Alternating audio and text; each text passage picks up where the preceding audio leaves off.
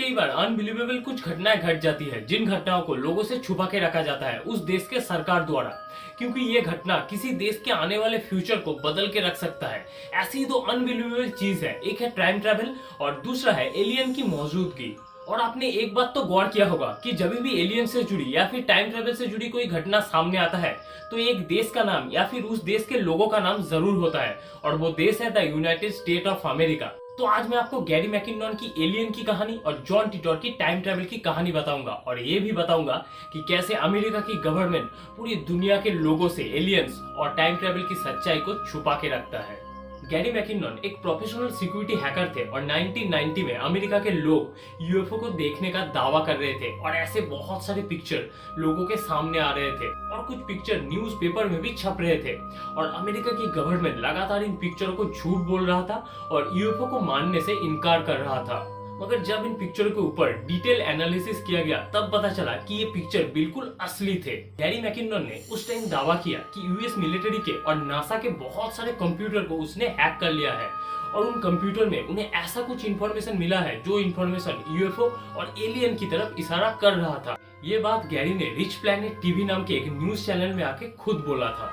और गैरी ने जब न्यूज चैनल में आके ये दावा कर दिया कि उसने नासा और यूएस मिलिट्री के कंप्यूटर को हैक कर लिया था, तब गैरी की बात पूरे अमेरिका में आग की तरह फैल गया, और बीबीसी ने गैरी का एक इंटरव्यू भी लिया, और उस इंटरव्यू में गैरी ने बोला था कि उस कंप्यूटर में सेव फाइलों को पढ़कर उसे जो पता चला है। अगर मैं गैरी के अपने शब्द में बोलूं तो कि मैं जब उन कंप्यूटर में से फाइलों को खोल के पढ़ रहा था तो मुझे एक फाइल मिला।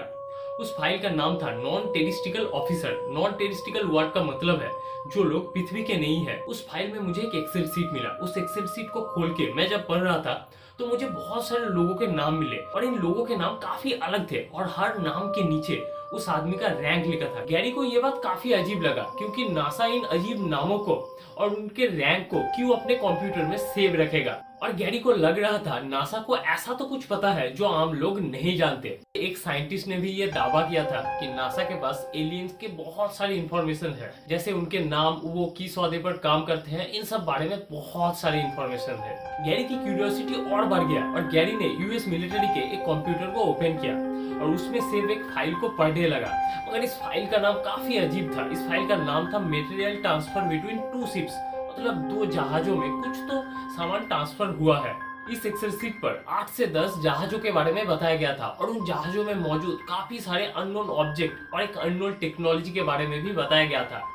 गैरी ने जब डिटेल में पढ़ा इन सब अननोन ऑब्जेक्ट और अननोन टेक्नोलॉजी के बारे में, तो गैरी को बिल्कुल समझ नहीं आया कि ये किन गैजेट की और किन टेक्नोलॉजी के बारे में बात कर रहे थे। मगर गैरी इतना तो निश्चित हो गए थे कि अननोन ऑब्जेक्ट और ये अननोन टेक्नोलॉजी पृथ्वी के तो बिल्कुल नहीं है, क्योंकि पृथ्वी के लोग अभी तक इन सब टेक्नोलॉजी के बारे में नहीं जानते हैं। गैरी ने उन फाइलों को पढ़कर और एक खौफनाक सच बताया था। गैरी का कहना था कि यूएस मिलिट्री आम लोगों के ऊपर एक्सपेरिमेंट करता है, उन अननोन टेक्नोलॉजी का इंसानों के ऊपर क्या असर पड़ेगा ये जानने के लिए, और लगातार इस एक्सपेरिमेंट के वजह से कुछ लोग मर रहे थे, कुछ लोगों का दिमागी हालत बिल्कुल बिगड़ रहा था। मगर यूएस ये एक्सपेरिमेंट लगातार जारी कर रहा था। गैरी ने तो ये तक दावा किया था कि यूएस एक अननोन एनर्जी के ऊपर काम कर रहा है।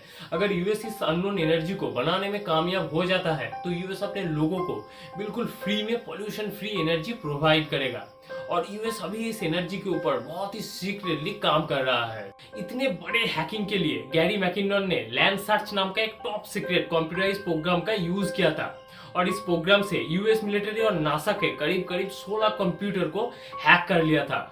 और गैरी की इस हैकिंग के वजह से यूएस मिलिट्री और नासा के करीब $8 लाख का नुकसान हुआ था। मतलब इंडियन रुपए में 6 करोड़ रुपए यूएस मिलिट्री और नासा के नुकसान हो गए थे, क्योंकि गैरी ने उन कंप्यूटर में सेव सीक्रेट फाइलों को तो पढ़ ही लिया था। उसके साथ साथ यूएस मिलिट्री दूसरे देशों के साथ जो हथियारों के डील करते हैं, जैसे किस देश को कितना माल बेचना है, मतलब कितना हथियार बेचना है, किस देश से हथियारों का कितना पेमेंट आना बाकी है, इन सब डिटेल्स जिन फाइलों में था उन फाइलों को डिलीट कर दिया था, क्योंकि गैरी ये हैकिंग यूएस से नहीं किए थे, यूके से किए थे, और यूके की गवर्नमेंट ने गैरी को यूएस को देने से मना कर दिया, ये बोलकर कि गैरी ने जो किया है वो तो काफी गलत है। मगर गैरी अभी एक मेंटल पेशेंट है, मेंटली थोड़ा डिस्टर्ब है, इसलिए गैरी को मौत की सजा नहीं दिया जा सकता। बाद में गैरी के ऊपर एक लंबा केस चला और गैरी को 10 साल के लिए जेल में डाल दिया गया। और इसी के साथ साथ यूएस ने यह भी बोला कि गैरी ने यूएफओ के बारे में और एलियन के बारे में जो भी इंफॉर्मेशन लोगों को बताए थे वो सब गलत है।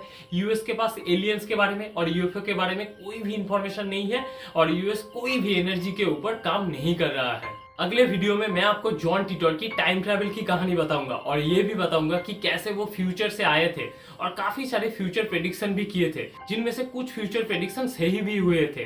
तो वीडियो अच्छा लगा है तो एक लाइक कर देना, चैनल को सब्सक्राइब कर देना। मिलते हैं नेक्स्ट वीडियो में, तब तक के लिए गुड बाय।